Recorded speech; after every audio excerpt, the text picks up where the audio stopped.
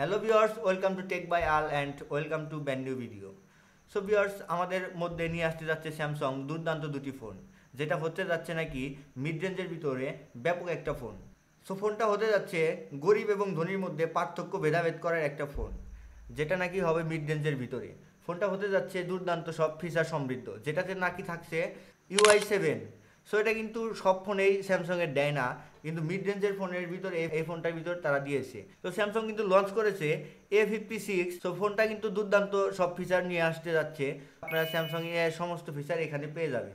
Indian মার্কেটে 4টা variant তারা লঞ্চ করেছে, 8/128, 8/256 আর 12/256। সো ভিউয়ার্স, ফোনটা কিন্তু তাদের ইন্ডিয়ান মার্কেটে 40 থেকে 50,000 টাকার আশেপাশে পাওয়া যায়। তো বাংলাদেশ মার্কেটে ফোনটা কেমন হবে, কেমন প্রাইস হবে, সেটা এখনও লঞ্চ করে নাই বাংলাদেশে। সো সেটা আমরা নেক্সট লেভেলে জানতে পারবো।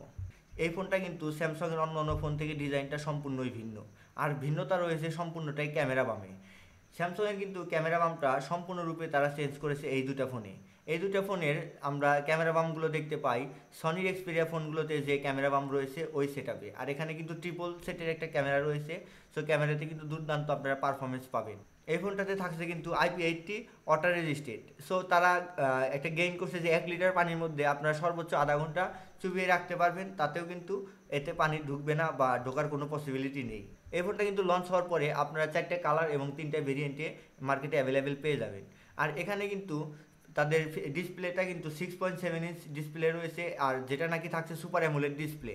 আর সুপার অ্যামোলেড ডিসপ্লে তাতে অবশ্যই কিন্তু ইন ডিসপ্লে ফিঙ্গারপ্রিন্ট রয়েছে, আর এটার ডিসপ্লে থাকবে 120 হার্টজ রিফ্রেশ রেট। সো এখানে কিন্তু 60 থেকে 120-এর মধ্যে refresh rate hertz up down করবে। সো এখানে কিন্তু দুর্দান্ত ভালো একটা পারফরমেন্স পাওয়া যাবে আশা করা যায়। আর এখানে কিন্তু ডিসপ্লে হিসাবে পিক ব্রাইটনেস সাপোর্ট করছে 1200 নিটস পিক ব্রাইটনেস।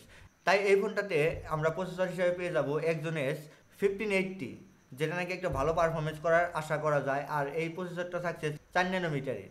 সো এই ফোনটা কিন্তু গেমিংয়েও একটু ভালো পারফরমেন্স করবে, আর এই ফোনটা কিন্তু ক্যামেরা সেকশনেও আরও ভালো পারফরমেন্স করবে। এটা কি একদম টপ লেভেলের হতে যাচ্ছে, মানে মিড রেঞ্জের ভিতরে। আর এই ফোনটাতে যে প্রসেসর রয়েছে সেই প্রসেসরটা কিন্তু একটা গেমিং প্রসেসর। ঠান্ডা রাখার জন্য কিন্তু ভালো একটা কুলিং সিস্টেম এই ফোনটাতে ইনবিল্ট করা হয়েছে, যেটা নাকি দুর্দান্ত গেমিং পারফরমেন্স করবেন। আর যারা গেমার রয়েছেন তাদের জন্য এই ফোনটা আমি অবশ্যই সাজেস্ট করি, যাতে আপনারা ভালো মতো দুর্দান্ত পারফরমেন্সে গেম খেলতে পারেন। আর আগেই বলা হয়েছে এই ফোনটাতে কিন্তু ট্রিপল সেটের ক্যামেরা। সো এখানে ক্যামেরাতে কিন্তু মেন যে একটা সেন্সর রয়েছে সেটা কিন্তু রয়েছে 50 মেগাপিক্সেলের একটা মেইন শুটার। আলট্রা ওয়াইড একটা ক্যামেরা, সেটা থাকছে হচ্ছে 12 মেগাপিক্সেলের। আর এর সাথে একটা বোনাস হিসাবে পেয়ে যাবেন 5 মেগাপিক্সেলের ম্যাক্রো শুটার। সো এটা কিন্তু ম্যাক্রো ফটোশ্যুটও করতে পারবেন। আর এটা কিন্তু সেলফি ক্যামেরা হিসেবে পেয়ে যাবেন 12 মেগাপিক্সেলের।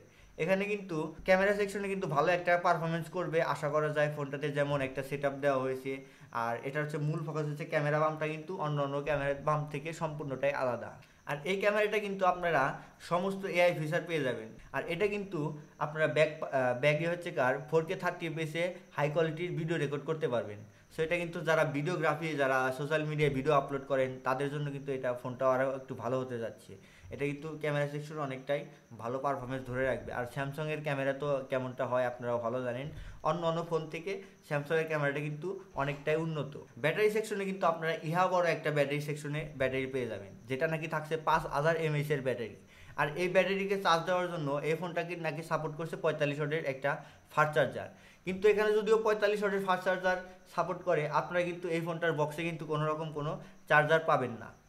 সো এই গেল ব্যাটারি সেকশন। তারপরে আরও কিছু রয়ে গেছে, যেখানে পোর্টস অ্যান্ড বাটন সব আপনারা পেয়ে যাবেন।